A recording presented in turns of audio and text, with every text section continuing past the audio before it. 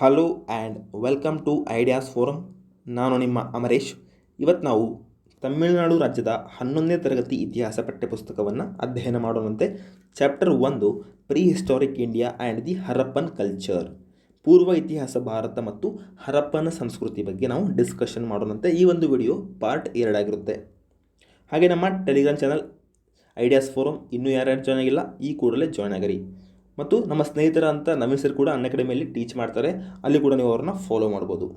Okay, ಕಳೆದ part 1 ಒಂದು ವಿಡಿಯೋದಲ್ಲಿ ನಾವೇನು ಮಾಡಿದ್ವಿ, ಜಸ್ಟು ಪ್ರೀ ಹಿಸ್ಟಾರಿಕ್ ಇಂಡಿಯಾ ಬಗ್ಗೆ ನಾವು ಡಿಸ್ಕಷನ್ ಮಾಡಿದ್ವಿ. ಒಂದು ಪೂರ್ವ ಇತಿಹಾಸ ಭಾರತ, ಒಂದು ನಾವು ಹಳೆ ಶಿಲಾಯುಗ, ಮಧ್ಯ ಶಿಲಾಯುಗ, ನವಶಿಲಾಯುಗ ಮತ್ತು ಲೋಹದ ಯುಗ ಬಗ್ಗೆ ನಾವು ಕಂಪ್ಲೀಟಾಗಿ ಡಿಸ್ಕಷನ್ ಮಾಡಿದ್ವಿ. ಈ ಒಂದು ಪಾರ್ಟ್ 2ರಲ್ಲಿ ನಾವು ಏನು ಮಾಡೋಣ, ಹರಪ್ಪನ ಸಂಸ್ಕೃತಿ ಬಗ್ಗೆ ನಾವು ಡಿಸ್ಕಷನ್ ಮಾಡ್ಕೊಂಡು ಬರೋಣಂತೆ. ಹರಪ್ಪನ್ ಸಿವಿಲೈಸೇಷನ್ ಯಾವ ಥರ ಇತ್ತು ಅಂತ ನಾವು ಡಿಸ್ಕಷನ್ ಮಾಡೋಣಂತೆ. Okay, Harappan civilisation, Indus civilisation ಅಂತ ನೀವು ಕೂಡ ನೀವು ಕರಿಬೋದು. ಹರಪ್ಪನ್ ಕರಿಬೋದು, ಸಿಂಧು ನಾಗರಿಕತೆ ಕೂಡ ಅಂತ ಕರಿಬೋದು. ನೋಡಿ, Indus civilisation represents the first phase of urbanisation in India. ನೋಡಿ, ನಮ್ಮ ಭಾರತದಲ್ಲಿ ಮೊಟ್ಟ ಮೊದಲ ಬಾರಿಗೆ ಒಂದು ನಗರೀಕರಣ ಆಗಿದ್ದು ಯಾವುದಂದರೆ ಸಿಂಧು ನಾಗರಿಕತೆ ಒಂದು ಕಾಲದಲ್ಲಿ ನಾವು ಫಸ್ಟು ನಗರೀಕರಣ ಹಂತವನ್ನು ನಾವು ನೋಡ್ತೀವಿ. Okay, while the civilisation was in its peak, several cultures namely Mesolithic, Neolithic cultures prevailed in other parts of India. ನೋಡಿ, ನಮ್ಮ ಒಂದು ಸಿಂಧು ನಾಗರಿಕತೆಯಲ್ಲಿ ಅರ್ಬನೈಸೇಷನ್ ಹಾಕುವಂತ ಇತ್ತು, but other parts of India ಈಗ ಒಂದು ಸದರ್ನ್ ಪಾರ್ಟಲ್ಲಿ, ಒಂದು ವೆಸ್ಟರ್ನ್ ಪಾರ್ಟಲ್ಲಿ, ಈಸ್ಟರ್ನ್ ಪಾರ್ಟಲ್ಲಿ ಇನ್ನೂ ಕೂಡ ಎಲ್ಲಿ ಏನಿತ್ತಪ್ಪ ಅಂದರೆ ಒಂದು ನವಶಿಲಾಯುಗ, ಮಧ್ಯ ಶಿಲಾಯುಗದ ಒಂದು ಕಲ್ಚರ್ಸು ಅಲ್ಲಿ ಇನ್ನೂ ಕೂಡ ಒಂದು ಕಂಟಿನ್ಯೂ ಆಗಿತ್ತು. ಬಟ್ ನಮ್ಮ ಸಿಂಧು ನಾಗರಿಕತೆಯಲ್ಲಿ ಏನಿತ್ತಪ್ಪ ಅಂದರೆ ಆಲ್ರೆಡಿ ಒಂದು ನಾವು ನಗರೀಕರಣ ಹಂತವನ್ನು ನಾವು ತಲುಪಿದ್ವಿ. Okay, the civilisation that appeared in the north western part of India and Pakistan. ನೋಡಿ, ಇವರು ಎಲ್ಲಿ ಒಂದು ಕರೆಕ್ಟ್ ಎಕ್ಸಾಕ್ಟ್ ಲೊಕೇಶನ್ ಎಲ್ಲಿಪ್ಪ ಅಂದರೆ ಈ ಒಂದು ಸಿಂಧು ನಾಗರಿಕತೆಯ ಲೊಕೇಶನ್ ಎಲ್ಲಿ ಅಂದರೆ just north western part of India, just Rajasthan, Gujarat, Haryana, Punjab, ಈ ಒಂದು 4 ಜಿಲ್ಲೆಗಳು, 4 ರಾಜ್ಯಗಳು ಮತ್ತು ಪಾಕಿಸ್ತಾನ್, ಮಾಡರ್ನ್ ಪಾಕಿಸ್ತಾನ್. ಈ ಒಂದು ಕರೆಕ್ಟ್ ಎಕ್ಸಾಕ್ಟ್ ಲೊಕೇಶನ್ ಅಂದರೆ ಪಾಕಿಸ್ತಾನ್ ಮತ್ತು ನಾರ್ತ್ ವೆಸ್ಟರ್ನ್ ಪಾರ್ಟ್ ಆಫ್ ಇಂಡಿಯಾದಲ್ಲಿ ನಾವು ನೋಡ್ತೀವಿ ಸಿಂಧು ನಾಗರಿಕತೆ ನೋಡ್ತೀವಿ. ಇದು ಎಕ್ಸಾಕ್ಟ್ ಟೈಮ್ ಫ್ರೇಮ್ ಯಾವುದಪ್ಪ, ಜಸ್ಟು ಯಾವ ಟೈಮ್ ಫ್ರೇಮ್ ಅಂದರೆ 3500 BC ಇಂದ, ಬಿಫೋರ್ ಕಾಮನ್ ಎರಾ ಇಂದ 1750 ಬಿಫೋರ್ ಕಾಮನ್ BC ಇಂದ ಈ ಒಂದು ಎಕ್ಸಾಕ್ಟ್ ಟೈಮ್ ಫ್ರೇಮ್ ನಾವು ಸಿಂಧು ನಾಗರಿಕತೆ ಅಂತ ಕರಿತೀವಿ.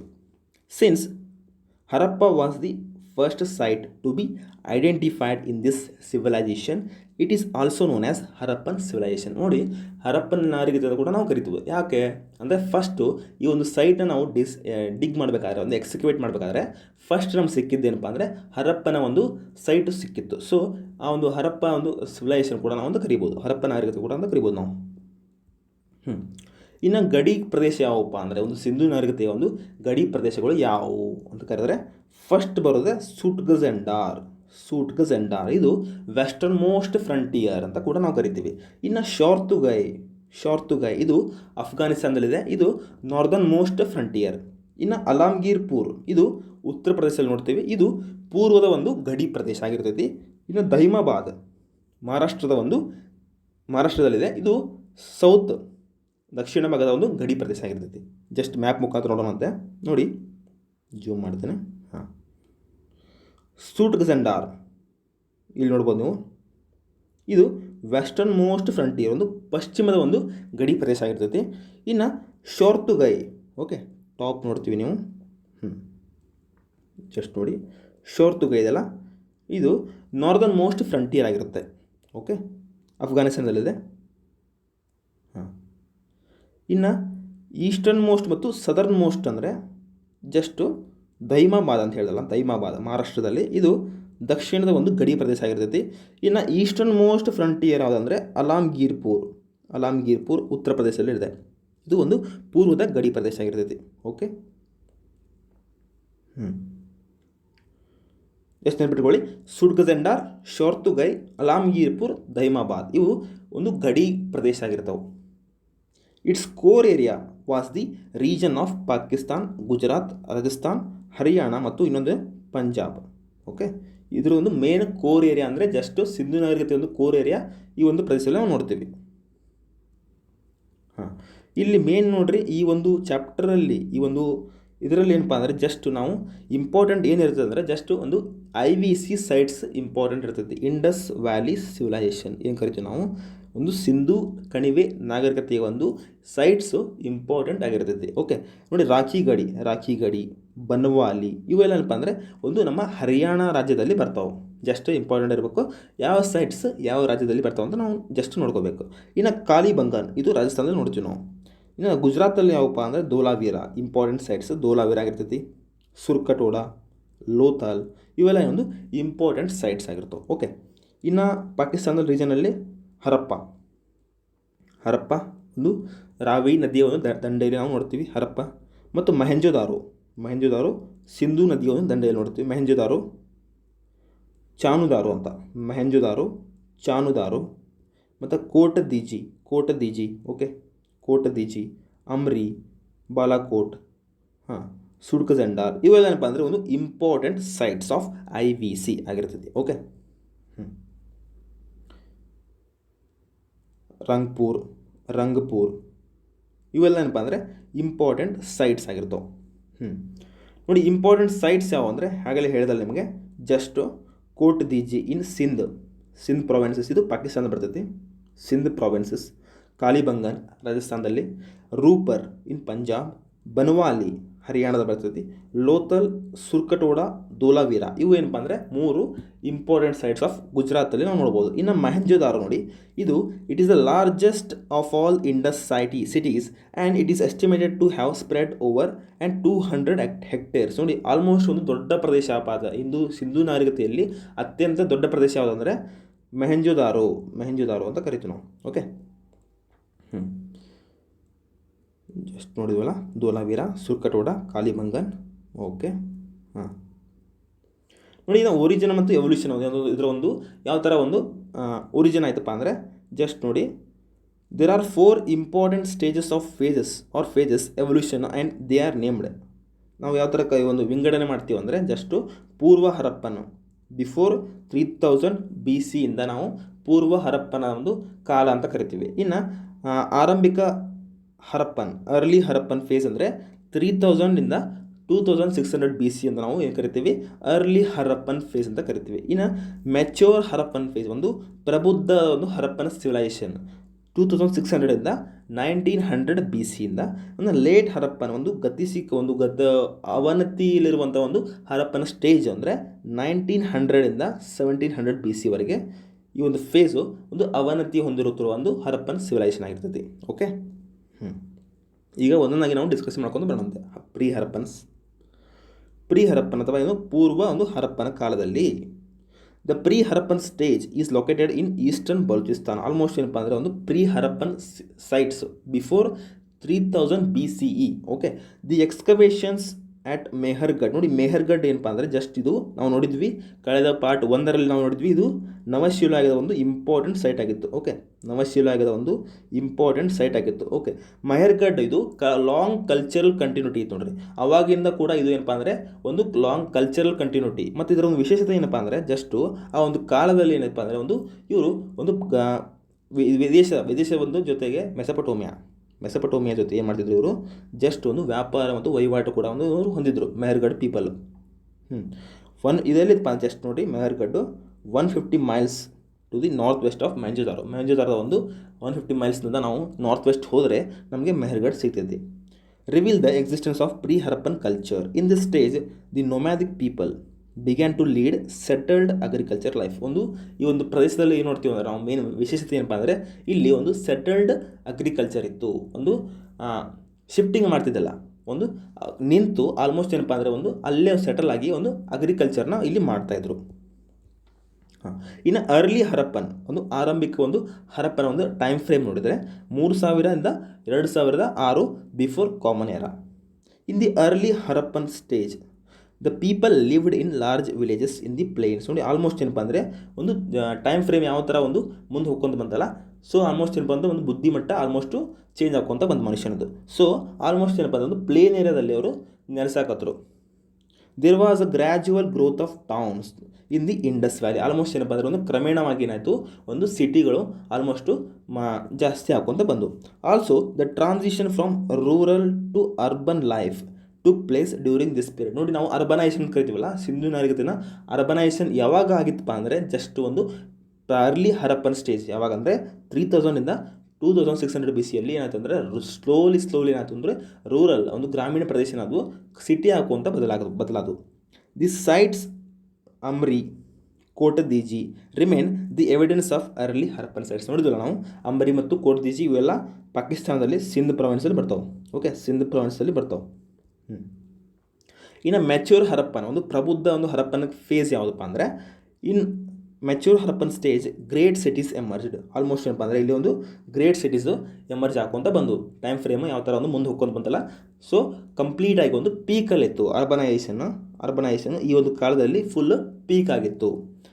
The excavation at Kalibangan with its elaborate town planning and urban features prove this phase of evolution. ನೋಡಿ, ಒಂದು ಖಾಲಿಬಂಗನಲ್ಲಿ ಒಂದು ಎಕ್ಸ್ಪೆಕ್ಟ್ ಮಾಡಿದಾಗ ಏನಾಯ್ತು ಅಂದರೆ ಆಲ್ಮೋಸ್ಟ್ ಒಂದು ಫುಲ್ಲು ಅರ್ಬನೈಸೇಷನ್ ಆಗಿರುವಂಥ ಒಂದು ನಮಗೆ ಸ್ಥಿತಿ ಏನಾಗ್ತದೆ ಗೊತ್ತಾಯಿತು ಖಾಲಿಬಂಗನಲ್ಲಿ ಎಕ್ಸ್ಪೆಕ್ಟ್ ಮಾಡಿದಾಗ. ಇನ್ನು ಒಂದು ಅವನತಿ ಹೊಂದುತ್ತಿರುವ ಒಂದು ಹರಪ್ಪನ ಒಂದು ಕಾಲದಲ್ಲಿ ಜಸ್ಟು 1900 1700 BCE. ನೋಡಿ, in this late Harappan stage the decline of Indus culture started. Almost ಏನಪ್ಪ ಅಂದರೆ ಒಂದು ಅವನತಿ ಸ್ಟಾರ್ಟ್ ಹಾಕೊಂತ ಬಂತು.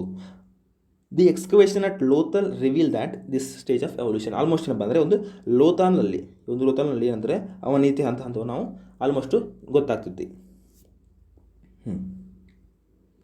ನೋಡಿ, date of Harappan culture just exact ಒಂದು ಹರಪ್ಪನ ಕಲ್ಚರ್ ಒಂದು ಟೈಮ್ ಫ್ರೇಮ್ ಯಾವಾಗ ಕಂಡು ಹಿಡಿದ್ರಪ್ಪ ಅಂದರೆ ನೋಡಿ, the site of Harappa was destroyed for laying the railway line from Lahore to Multan. ನೋಡಿ, ಆಲ್ಮೋಸ್ಟ್ ಏನಪ್ಪ ಅಂದರೆ ಎಷ್ಟು ಗೊತ್ತಿದ್ದಲ್ಲ ಜನಸಾಮಾನ್ಯರಿಗೆ ಏನಪ್ಪ ಅಂದರೆ ಏನೋ ಒಂದು ಇತ್ತಪ್ಪ ಅಂತಂದ್ರೆ ಗೊತ್ತಾಗ್ತದೆ. ಬಟ್ ನಾಗರಿಕತೆ ಇಲ್ಲಿ ಒಂದು ಇತ್ತು ಅಂದರೆ ನಮಗೆ ಆಲ್ಮೋಸ್ಟ್ ಗೊತ್ತಿದ್ದಿಲ್ಲ, ಯಾರಿಗೂ ಗೊತ್ತಿದ್ದಿಲ್ಲ. ಯಾವಾಗ ಇದು ಒಂದು ಸ್ಲೋಲಿ ಗೊತ್ತಾಕೊಂತ ಬಂತಂದರೆ ಫಸ್ಟು ಲಾಹೋರಲ್ಲಿ ಪಾಕಿಸ್ತಾನದಲ್ಲಿ ಲಾಹೋರಿಂದ ಒಂದು ಮುಲ್ತಾನ್ವರೆಗೆ ಒಂದು ಏನಾದರೂ ರೈಲ್ವೆ ಟ್ರ್ಯಾಕು ಹಾಕಕ್ಕೆ ಬಂದರು. ಓಕೆ, ಆ ಒಂದು ರೈಲ್ವೆ ಟ್ರ್ಯಾಕ್ ಹಾಕೋಬೇಕಾದ್ರೆ ಈ ಒಂದು ಹರಪ್ಪ ಒಂದು ಸೈಟಲ್ಲಿ ಏನಾಯ್ತಂದರೆ ಜಸ್ಟು ಆಲ್ಮೋಸ್ಟ್ ಏನಪ್ಪ ಅಂದರೆ ಒಂದು ಡೆಸ್ಟ್ರಾಯ್ ಮಾಡ್ಕೊತ ಬಂದರು, ಆಲ್ಮೋಸ್ಟ್ ಎಲ್ಲ ಕೆಡ್ಕೊಂತ ಬಂದರು.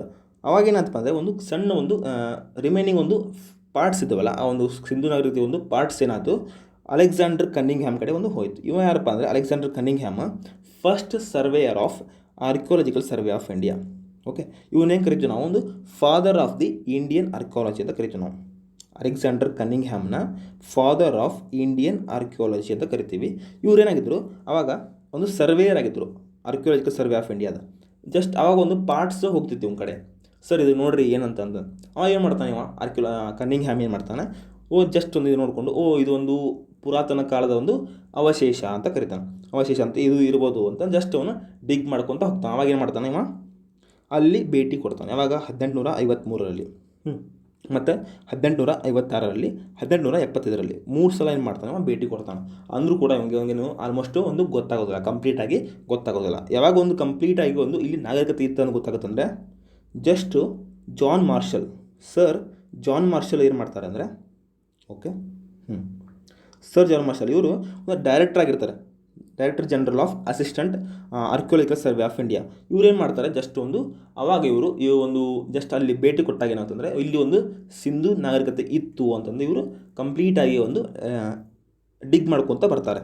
ಓಕೆ, ಇವರ ಒಂದು ಕಾಲದಲ್ಲಿ ಏನಪ್ಪ ಅಂದರೆ ನಾವು ಆಲ್ಮೋಸ್ಟು ಒಂದು ಪುರಾತತ್ವ ಶಾಸ್ತ್ರ ಏನಪ್ಪ ಅಂದರೆ ಆಲ್ಮೋಸ್ಟು ಪ್ರಮುಖ ಪಾತ್ರವನ್ನು ವಹಿಸಿರ್ಬೇಕಂತ ನಾವು ಹೇಳ್ತೀವಿ.